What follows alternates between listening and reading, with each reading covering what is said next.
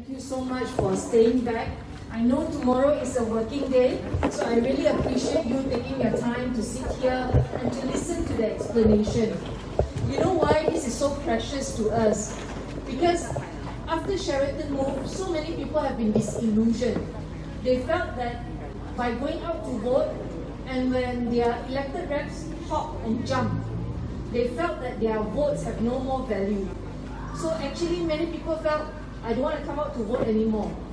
But everywhere we go now, especially the last 7 days now, we see people coming out. Johor Jaya had a big crowd just now. And when I see, even if we have 10 people, even if we have 10 voters who have not given up, that is actually enough to transform one group.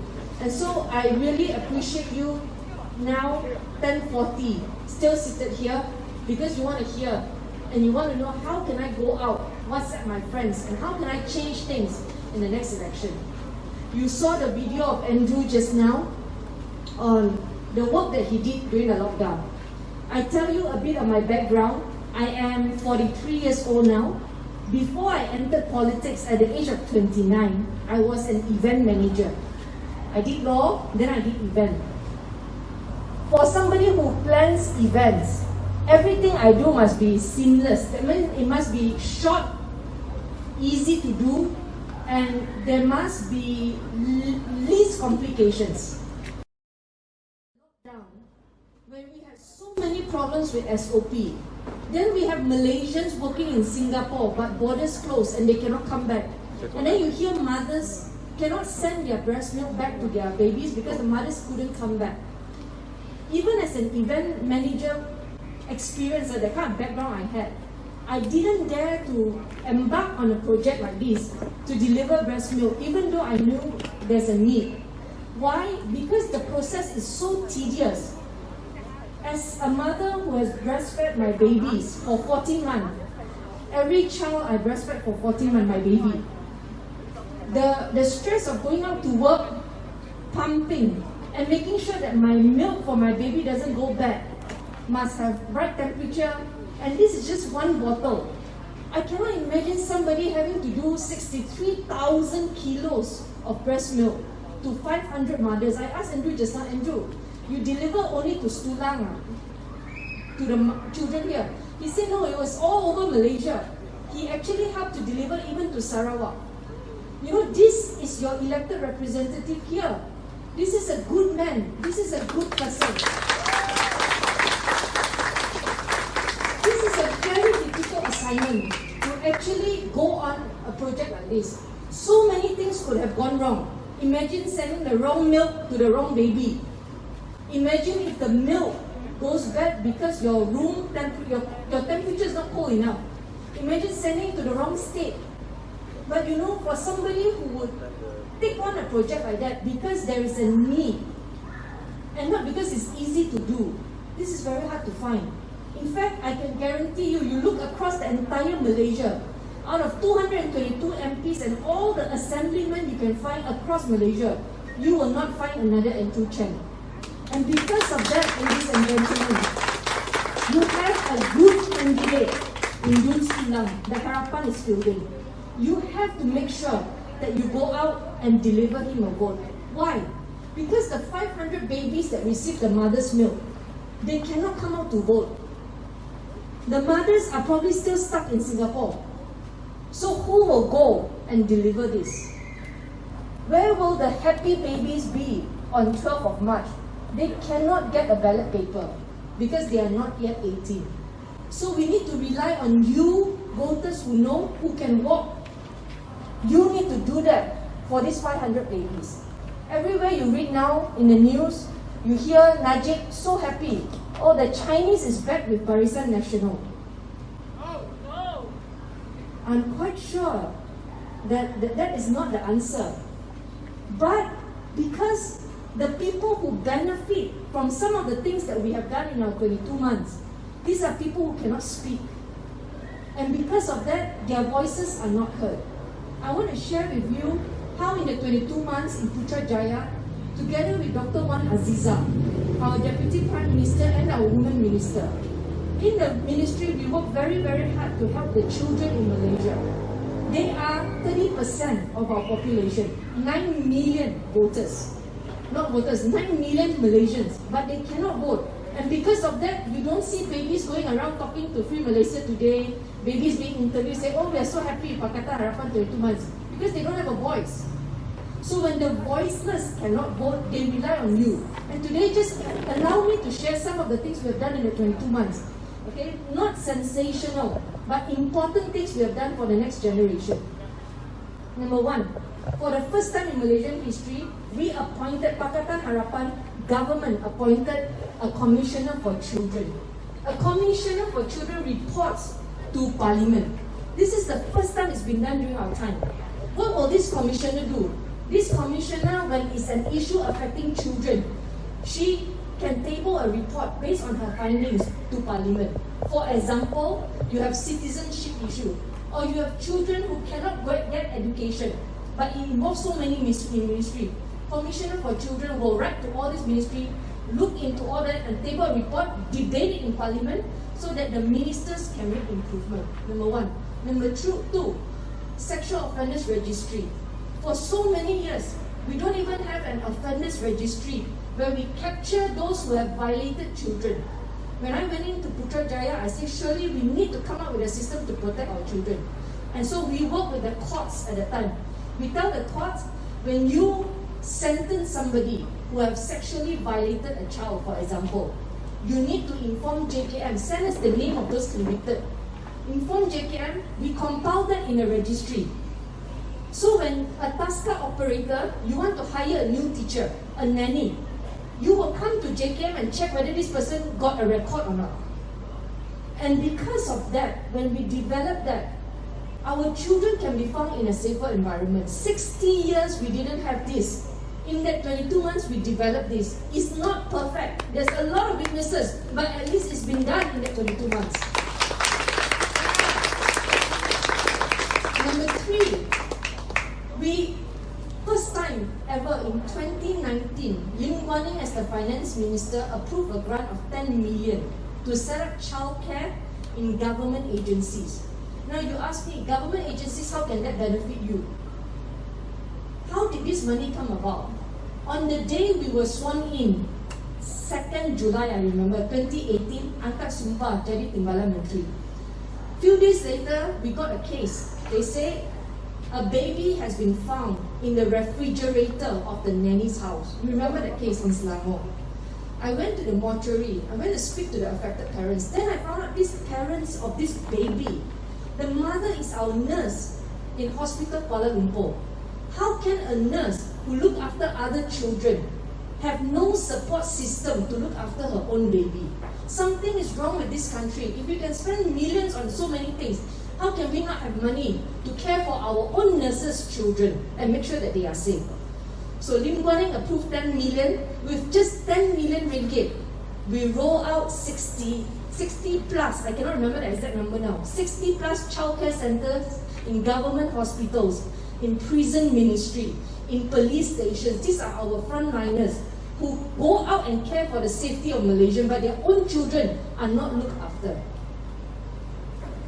Following year, 2020, we say, okay, so important, let's triple the amount, 30 million. January, we were all ready to go because we say, this time I want to go to the schools. We want to help the school teachers because school teachers don't have the support system. By the time we want to launch, February Sheraton move happened. 30 million is seated there during the lockdown. All the frontliners are complaining. They work in PPE. You remember that time, the difficult time when nobody could look after their children. We asked in Parliament. Then we found out that the 30 million was not fully spent. We asked for it to be reinstated. The following year, 2021, another 30 million approved. Again, Rina Harun, they came back to Parliament. They didn't fully utilize that money. So you see, many times people say, Pakatan Harapan in that 22 months did nothing. I can tell you, for that portfolio, especially for women and children, Perikatan Nasional, Barisan Nasional did nothing from the Sheraton move until today. Why? Because we kept repeating the same thing in Parliament. You saw what, all the Doraemon jokes and all that. That portfolio now has become a joke. Not just in Malaysia, in other countries, people are looking at us.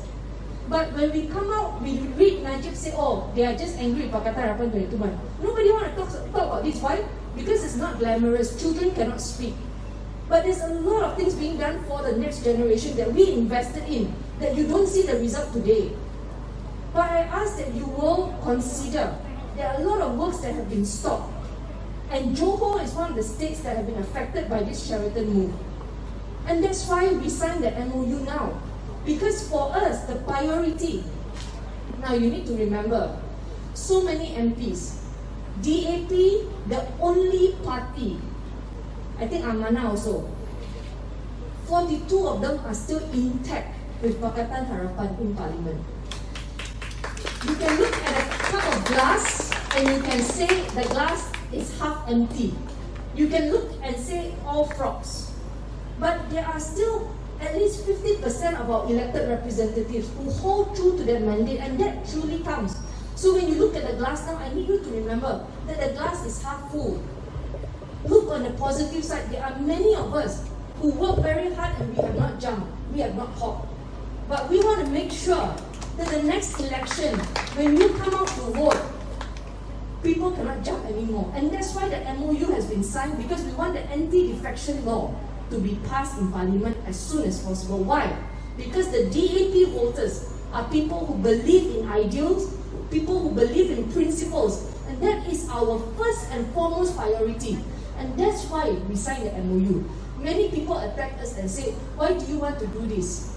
But we have no choice, because our voters want the anti-defection law ASAP. And that's why because we know what you want, we did it. So I need you to remember that the next time somebody criticizes, they say, wow, you signed MOU. I did not sign MOU and keep quiet. No. Every day I attack, Ismail Sabri, you are lousy. If you don't do your work as a Prime Minister, we will openly attack you with statements. Hisham Udin, Senior Minister, come out with SOP, he himself reached. Did we keep quiet? No, we attack. We speak up without fear in Parliament. We continue to do our part. But for us, the most important thing is the anti-defection law. We want to see that passed before the next general election. It's so important because we don't want people to be disillusioned. Okay? So these coming elections, Johor election, you've got to send back some of these good elected representatives to go back and finish that work. And Andrew Chen must be counted among those who will win on the 12th of March. You cannot allow Andrew Chen to lose. You have to do your parts to learn. I need you to go back, WhatsApp, share. Because if you keep quiet, the things that are being flooded on WhatsApp are just negative news. Because good people keep quiet. I'm sure you have heard of the saying, evil triumphs when good men do nothing. Okay? When you go out, 12 March, you can walk, you must go. And you must represent the 30% children who cannot go in. You have to go on their behalf for your children. When Andrew Chen did a project like that, breast milk, it's not about breast milk. It's an elected representative who believes in investing his time for the generations to come, even though it's a very difficult assignment to do. Okay? It's easy to give free dinner, big crowd. It's easy to give 500, 300 ringgit to buy votes, which a lot of politicians, I think, they will go on to this easy assignment. But not many people will arrange coal trucks to send breast milk, not glamorous. I know some of you think, breast milk again. What's so great about this breast milk? This breast milk is about investing in the immune system of these 500 children, so that one day, that this COVID lost generation, you have 500 babies who still have received the best protection from their mother, right? And save our healthcare system from a lot of money. Okay? This is somebody who does not invest in the shortcut projects, but look at the years ahead. And so, I hope this election you will give the opportunity for these people to serve you again. We have many, many good candidates that have been fielded this round by Harapan, Muda, PKR. You have to ensure you send people like Mazli Malik into State Assembly, Liu Ching Tong into the State Assembly, Amira Aisha into the State Assembly. Because these people are decision makers for their parties. And when they go in, hopefully we win. But if we don't win, you need to make sure that the other side doesn't sweep clean, because you need strong check and balance in the State Assembly. You need good people like that to go in and check. Good people to formulate policies to make sure Johor becomes a leading state for the rest of Malaysia to follow. 7 days more, you can do it. Please, when you go, think about your grandchildren who cannot vote. You know, look beyond that. 22 months is so short. Even though we work so hard every day, but it just went by like that. And so we are asking that you give us an opportunity to complete that. If you have given the other side 60 years, surely you can give us 3 more years, 5 more years to complete that. These are people who have worked and they have not failed you. So please, I am on behalf of the rest of Malaysia, we appeal to you, Johor, because whatever you decide, this Johor election will have a repercussion on other states and in the coming general election. Okay, with that, I pass the time back to Andrew, because I'm sure that there are other candidates that you want to listen to, and I want to thank you for still believing in the democratic process. The fact that you are here tonight, even though tomorrow is a working day, tells me that you have not given up, and we need people like you. We don't need everybody to come up ceramah, but if we have enough people like you today, you go back and you repeat this to your children and your friends, I believe we will get a good turnout on the 12th of March. Thank you.